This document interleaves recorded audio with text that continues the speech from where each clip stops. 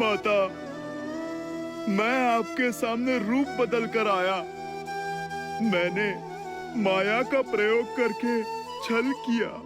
मैया, आप मुझे क्षमा कीजिए, पर आपका दर्शन करना, आपसे भेंट करने का सौभाग्य छोड़ नहीं सका ये हनुमान माता। माता, मैं आपको बता नहीं सकता, इतने वर्षों आपसे विछोह, आपको ना देख पाने का दुख मेरे हृदय को कैसे छलता रहा माता।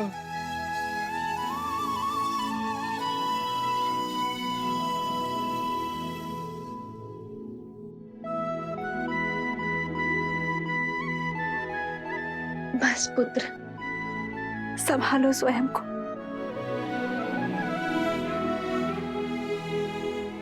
माता, आप मुझे क्षमा कर दीजिए। आपके समक्ष आया तो भी माया के आवरण में लिपटकर, रूप बदलकर माता। नहीं पुत्र, क्षमा मत मांगो। बताओ, कैसे हो तुम? कैसी है मेरी अयोध्या, मेरे श्री राम? माता के बिना भला ये संतान कैसी होगी? महारानी के ममतामय आंचल के बिना प्रजा भला कैसी होगी? हृदय में बिरहा की पीड़ा लिए प्रभु श्री राम कैसे होगे मैया? महलों में जन्मी, महलों में ब्याही, महलों को छोड़कर इन वनों में रह रही मेरी मैया पहले मुझसे मेरी कुशल चीन पूछ रही है। इतनी ममता केवल आप में ही हो सकती है माता। क्षण क्षण प्रभु से विरह का दुख झेल कर भी कभी किसी को आपने अपना सत्य पता नहीं लगने दिया माता। आप धन्य हैं माता, आप तो धन्य हैं। नहीं पुत्र, किस विरह और किस पीड़ा की बात कर रहे हो तुम? मेरे श्री राम तो सदा मेरे साथ ही है। आओ, तुम्हें भी उनके दर्शन करवाती हूँ।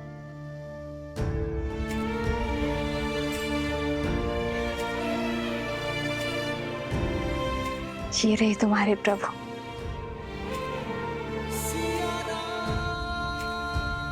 सदा मेरे साथ, मेरे पास। संसार का कोई छल, कोई बल श्री राम को सीता से भिन्न नहीं कर सकता।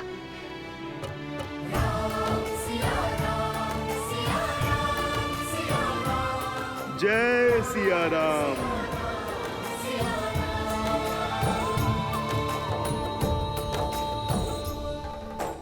ये आप क्या कह रहे हैं भैया?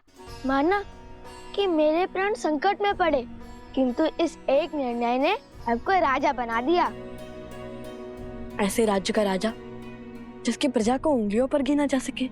प्रजा चाहे मुट्ठी पर हो या अनगिनत, राजा तो राजा ही होता है। हमें चलना चाहिए भैया। राजा का दायित्व धरा पर रह रहे हर जीव की रक्षा का है, फिर चाहे उनके लिए युवराज के प्राणों की आहुति क्यों न देनी पड़े। महायोद्धा लव की विजय हो।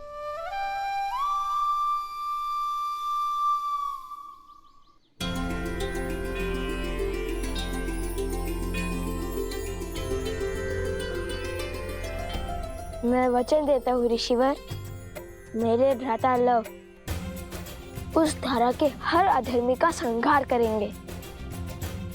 प्रण पूर्ति का आशीर्वाद दीजिए। लोभना मृतकों का नगर है, वहां कोई भी जीवित नहीं मिलेगा तुम्हें।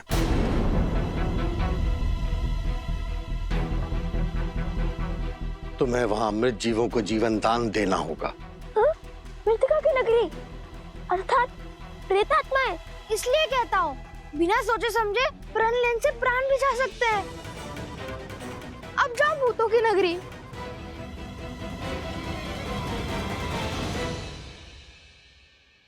माता कहती है कि ऋषि मुनियों के हर आदेश में कोई ना कोई कारण अवश्य होता है जो ना हम सोच सकते हैं और ना ही समझ सकते हैं। जैसे ऋषि विश्वामित्र श्री राम को लेकर गए थे ताड़का के वध के लिए, किंतु लौटे श्री राम और माता सीता को एक करके, वैसे ही यदि आपने हमारे लिए ये पद चुना है तो उसके पीछे अवश्य ही कोई उद्देश्य होगा। हमें सफलता का आशीर्वाद दीजिए ऋषिवर। विजयी भव।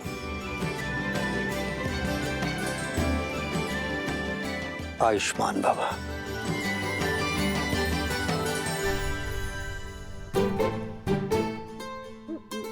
अरे सोमकन, बैठ क्यों गए? मैं यही रहकर ऋषिवर की सेवा करूंगा भ्राता लव। नहीं, मैं नहीं आऊंगा। मैं ऋषिवर की सेवा करूंगा।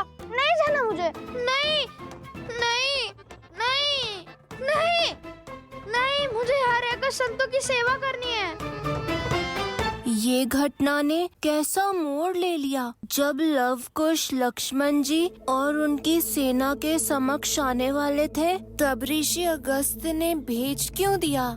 क्योंकि नियति हमारी इच्छा से नहीं, अपने नियत समय से चलती है प्रिय गणेश।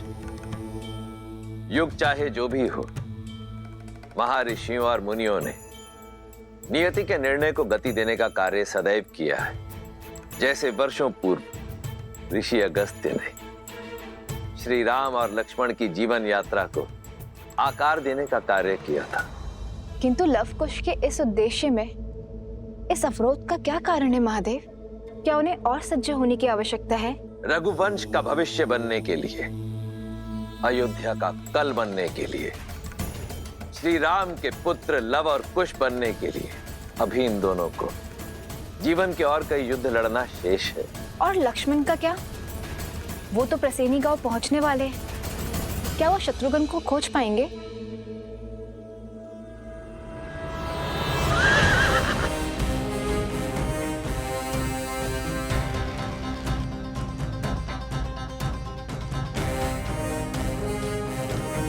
सैनिकों, इस गांव की सीमा को घेर लो।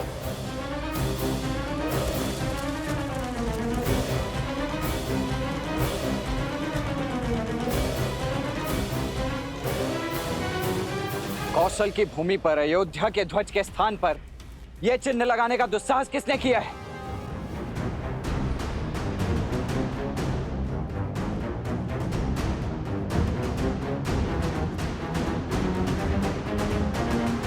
ये मेरी चेतावनी है आप सभी को। उन दोनों ऋषि कुमारों और उनके साथ आए अश्व को हमें अर्थात राजा राम के प्रतिनिधि लक्ष्मण को सौंप दीजिए।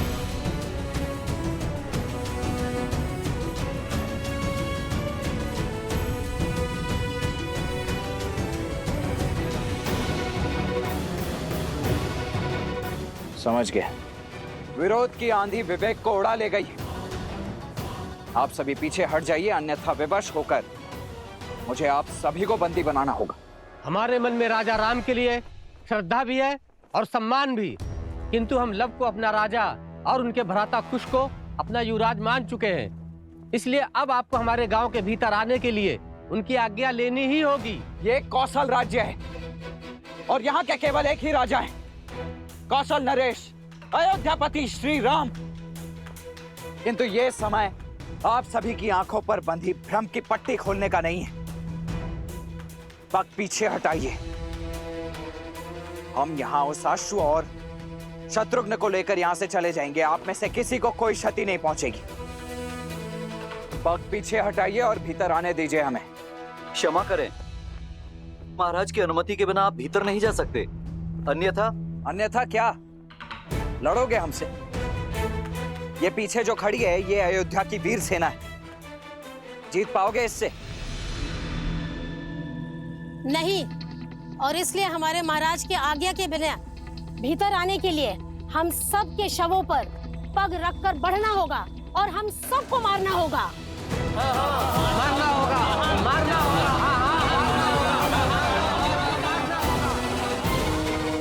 आइए, रंगिए अपनी तलवार को हम निर्दोषों के रक्त से।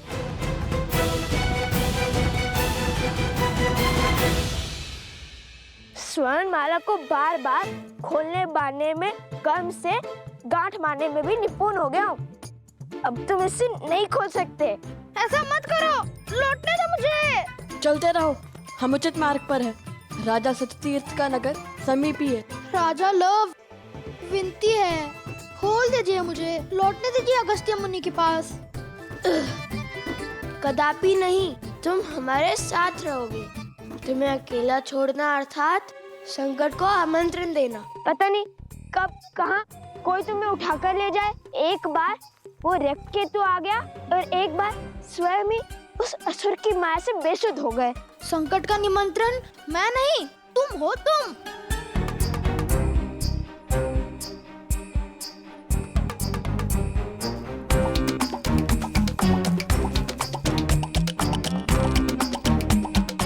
रुक जाता तो अगस्त्य ऋषि से तनिक ज्ञान ही ले लेता।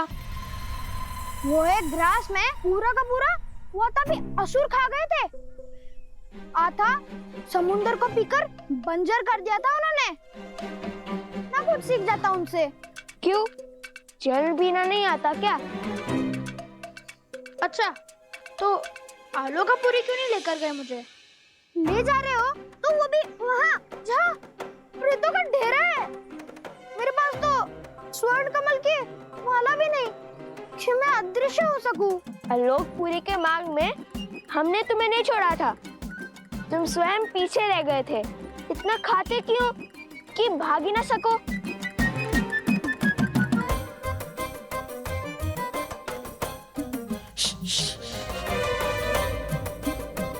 शांत रहो, वो देखो।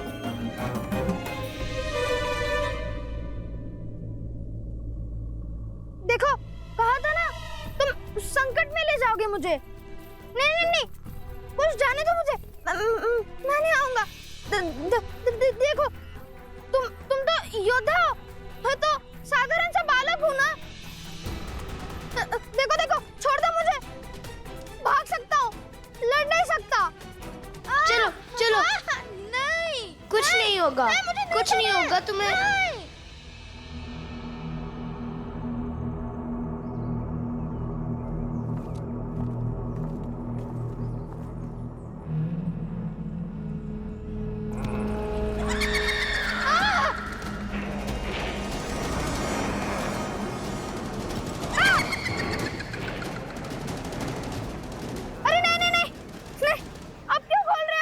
अरे बांधे बांधे धनुष कैसे चलाऊंगा? इतने भ्रमित क्यों? कभी खोलो कभी बांधो। नहीं,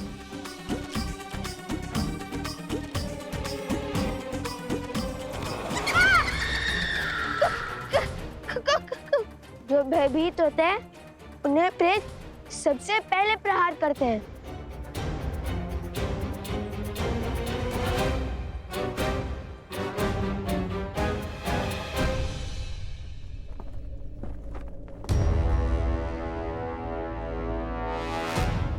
आप सभी मिलकर किसी को भी राजा बना देंगे तो क्या वो मान्य हो जाएगा? मानना पड़ेगा, क्योंकि जिन्होंने हमारे प्राण बचाए उन पर प्राण निछावर करने का धर्म है हमारा। लव कुश जितने वीर हैं उतने ही धीर भी, वो हमारे रक्षक भी हैं और हमारे शुभचिंतक भी। परंतु क्या शास्त्र इसकी अनुमति देते? शास्त्र अनुसार संपूर्ण कौशल राज के केवल एक ही राजा हो सकते हैं और वो राजा हैं श्री राम।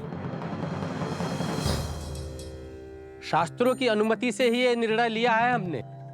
परिस्थिति के अनुसार विशेष पूजा करके कुछ समय के लिए अपना राजा बदल सकते हैं और इनका राज्याभिषेक तो स्वयं ऋषिवर हरित ने किया है। इसलिए आने वाली पूर्णिमा तक लव ही हमारे महाराज रहेंगे।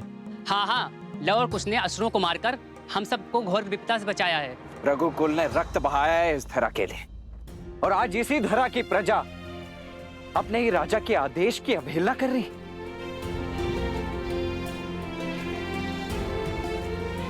क्या लवकुश के कुल का भी भान है आप सभी को?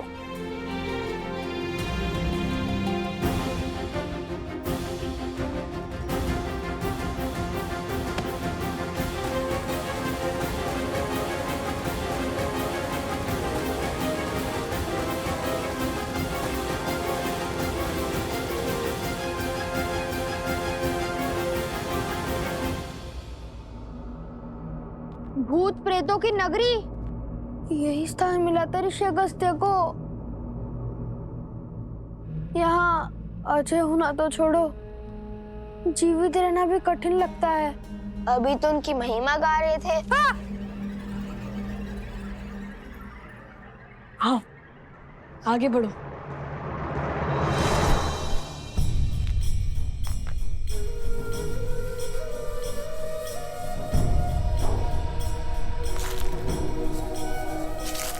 भैया सावधान।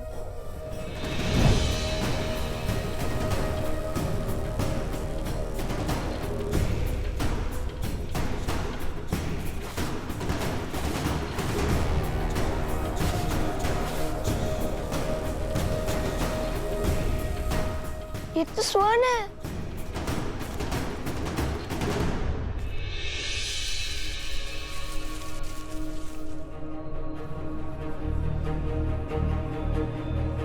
और ये भी। भैया ये स्थान स्वर्ण से बना है, कहीं हम लंका तो नहीं पहुंच गए? अच्छा, तो अभी तक कितने सागर पार किए हैं तुमने? पहले इस जाल से अपनी धोती को तो संभालो, फिर हंसना। समझ गया ये लंका नहीं है, अब चले आगे।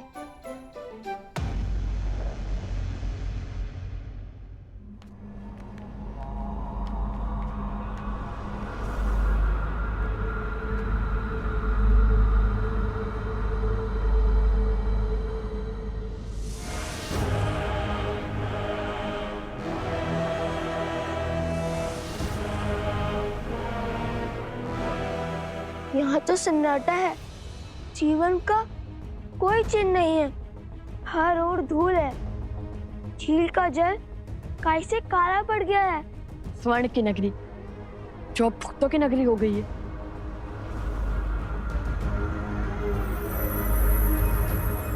यह अवश्य ही सतीर्थ का महल होगा।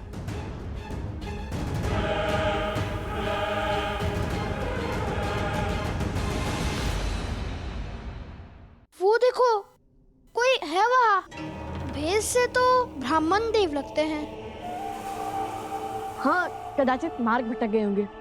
सोम, तुम जाकर उनसे पूछो, हम महल की ओर जाते हैं। अति उत्तम। अब दोनों जाइए महल, उन भूतों के राजा और सैनिकों के पास। मैं इन भद्रा पुरुषों की रक्षा करता हूँ।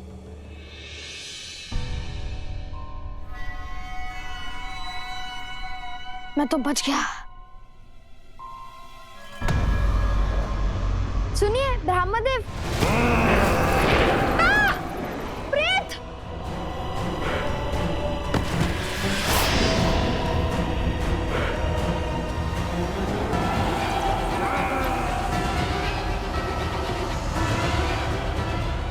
सोम,